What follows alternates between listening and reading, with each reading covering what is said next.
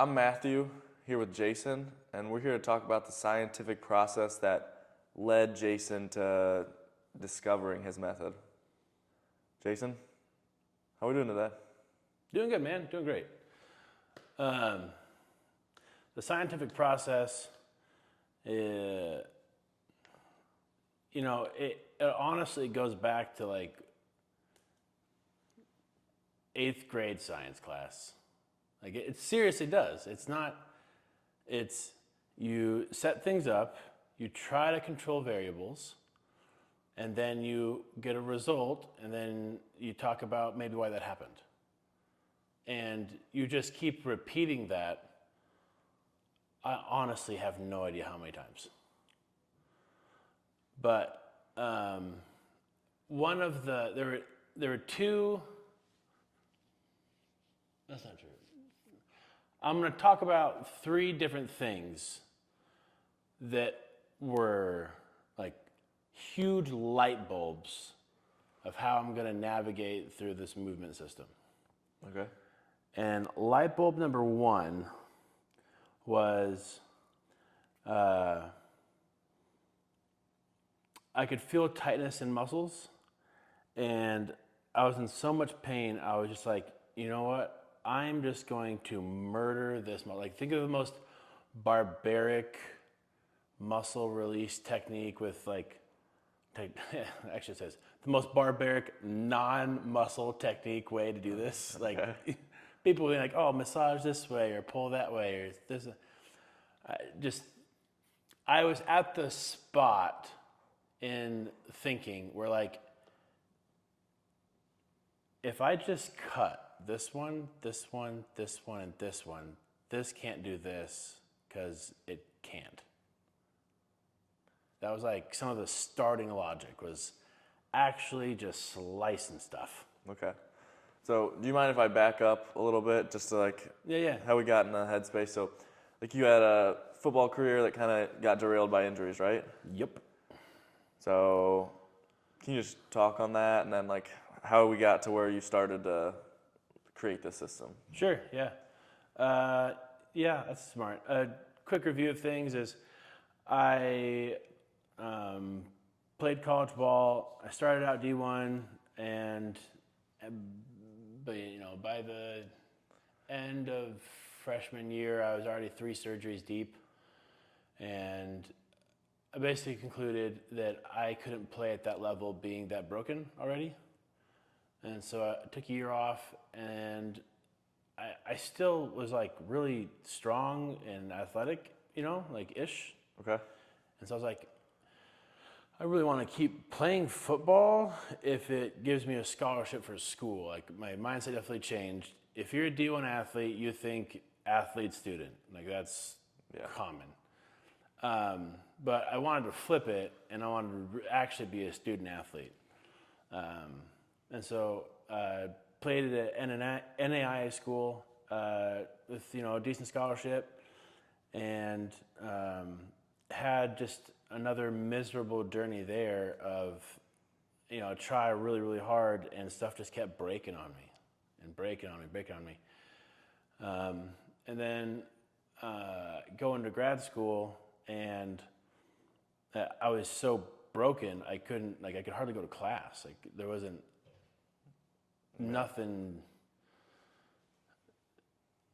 Staring down the barrel of like, this is the rest of my life being handicapped and like living on food stamps. Like that was like, that's the level I'm at, and I just there's no way I'm going to do that. So I remember just sitting down in my study room, and I was just thinking to myself like, how in the world am I going to make this happen? There's no way I'm living the rest of my life like this. And I just started going through like every muscle and analyzing it to, I know I like limped and gimped this way hard. How does this muscle behave gimping this way? That's kind of one of the starts. Yeah. And then you realize like how in depth that gets. And the other thing that was interesting is like, I can't not gimp this way, no matter how manually I try to reverse it. It wouldn't let you. Okay. So starting there, I knew that I didn't have control of my body like people say you should. And there's something else going on here that I did. I programmed this reaction. Therefore, there should be a solution to unprogram it. Okay. Muscles are programmable. Like, programmable, just like the dude shredding on a guitar to throwing a football, like, those are all programs. That's a learned skill, it's a program.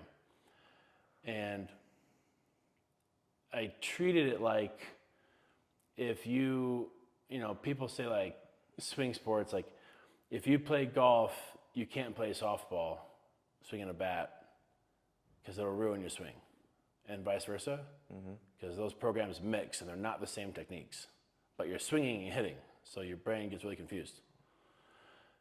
Similar to that, where like I was trying to execute X movement, but I taught my body to do this instead, and I couldn't change it. So the grossly simplistic term is my body's muscle memory is set up in a way that's destroying myself, and there has to be a way to change it. Okay. That kind of deal. Yeah. So it's like you had this like awakening. What would you call it? Call to action, kind of. Yeah, I'd say call to action, and the action is if I don't fix this shit, I'm screwed the rest of my life. Okay. And I think a lot of really interesting stories kind of have that kind of start. Like the 127 hours dude had to cut off his arm with a pocket knife. Like, if you don't cut off your arm, you're going to die. That's insane. Yeah.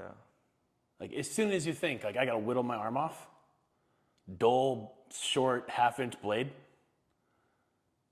wild. Yeah. But the situation demands it, and your alternatives are worse. Okay. So if you view it like that, and if that's truly the situation, it's more believable. Yeah. So if the situation truly was, I understood that I'm going to have the worst whole life, not like the next section, every day from now on is going to be terrible unless I do something about it, you're going to figure it out. Okay. So then day one. Day one of yeah. learning this. Yep. You did what? Day one, I smashed muscles. I like intentionally damaged them because your body has a reaction to damage. And I was testing the theory that your body's reaction to damage is in the same like department of movement control of this system that you don't have control over.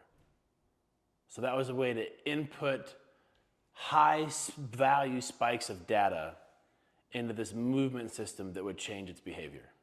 Okay. And I smashed the shit out of myself. It started with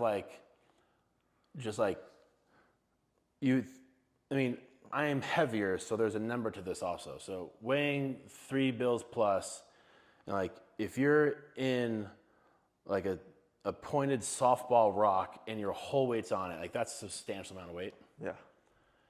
And then if you pile drive that and stack more weight on, like at some point you are smashing tissue in like real live time damage, not just like it hurts.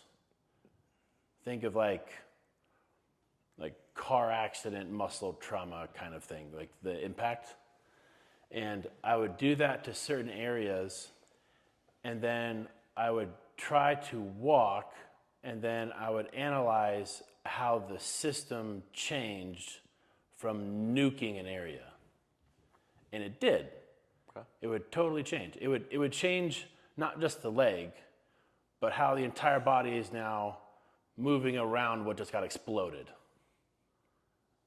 And you do that enough times, you can find out if, I want to say, smashing a muscle is down regulating the muscle spindles, and like it knows it can't contract. So let's say down regulate. Okay. What muscles have to down regulate to support that depression and function? Because other muscles would be upregulated with its overactiveness to support the force that it's creating. And if you lose all that support, then the energy has to go somewhere. And it doesn't have a place to go. So the next solution is remove the energy from that chain. Well, you know what? So Okay.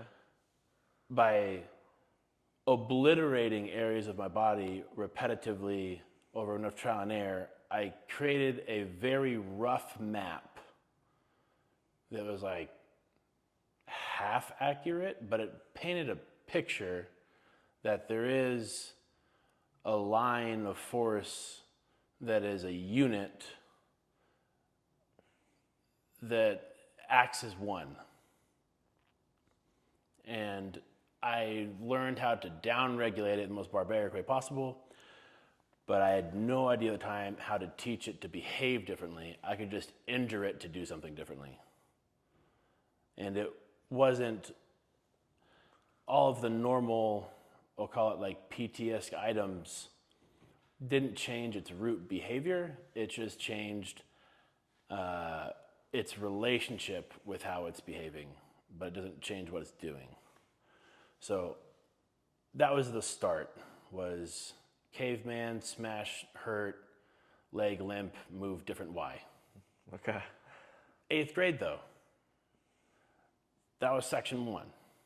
So let's zoom on, okay? Yep. Let's move forward. So I assume at some point you realized like the key is not down regulating. You need to up regulate other things, right? Or like kind of Right. like you talked about. Yep. So how did you start that process, or was there some more like realizations that? Yeah, there's more realizations on that, because I tried for like 3 years to like, I'm just gonna work out this muscle crazy hard. And it kind of worked, but it always dimmed. Like it would last that way for like a few weeks, but the system wasn't feeding it the idea, I was manually inputting it. Okay. So just working local doesn't do it.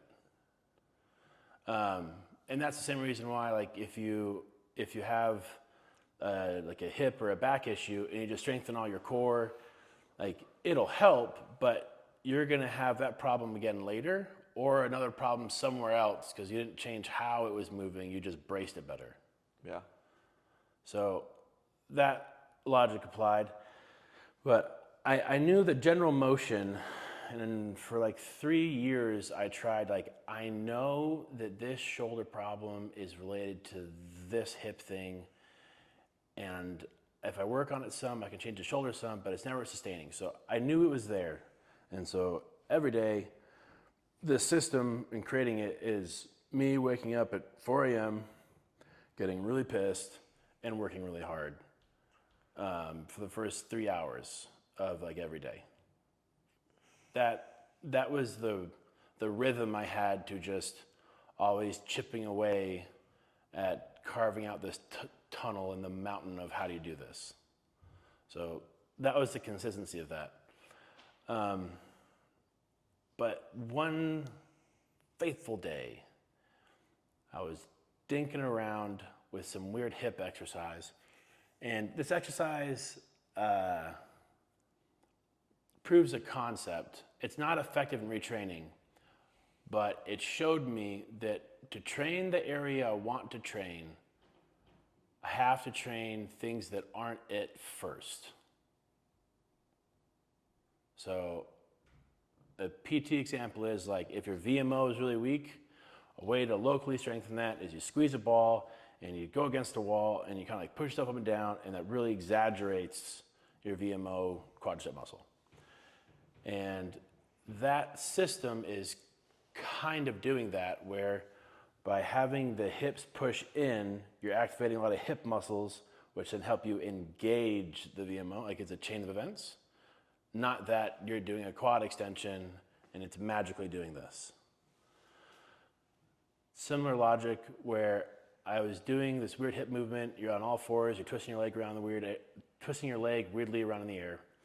And I got it to a spot with a band resistance where I could make my gastrocnemius of my calf like cramp up and contract violently hard in a very bent knee position.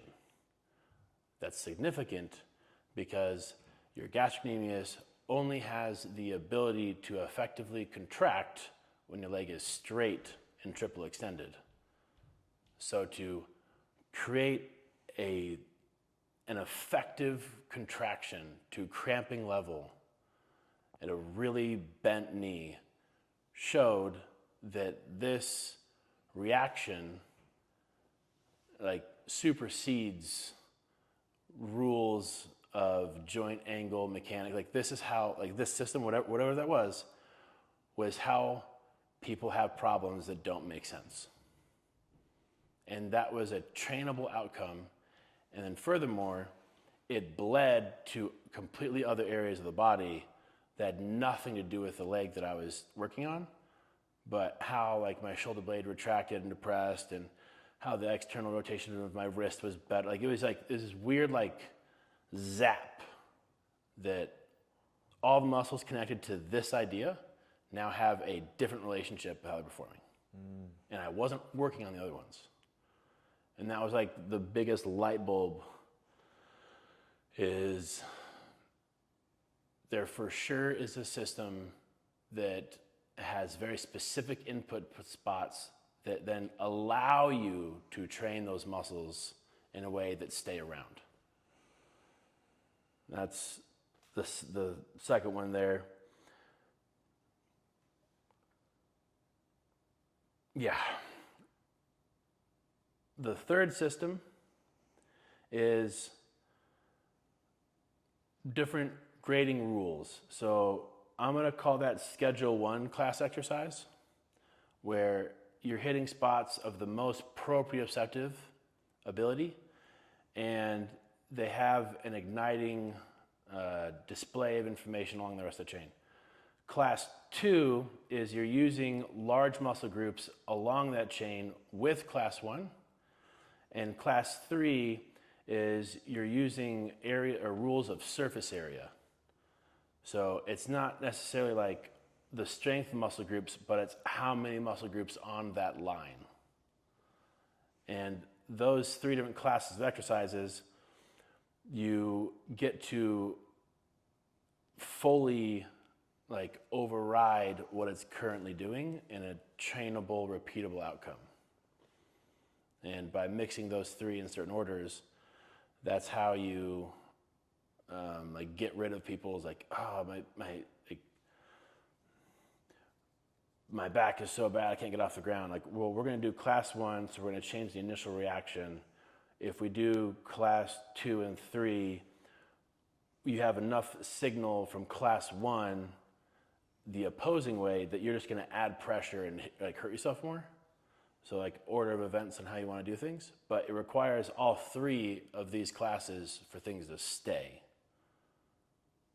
And that 3 different like light bulbs is how the system is formed around, with upregulating, downregulating, and coordinating those 3 classes. Okay, that makes a lot of sense. And that's how it goes.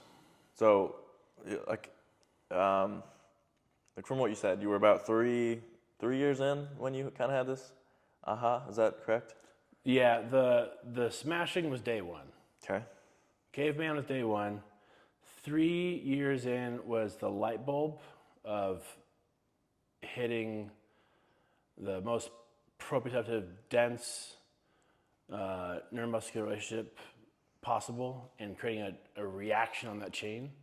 And then the next 7 years is figuring out what that chain is, and then creating different classes of exercises to coordinate with that to make it a real thing.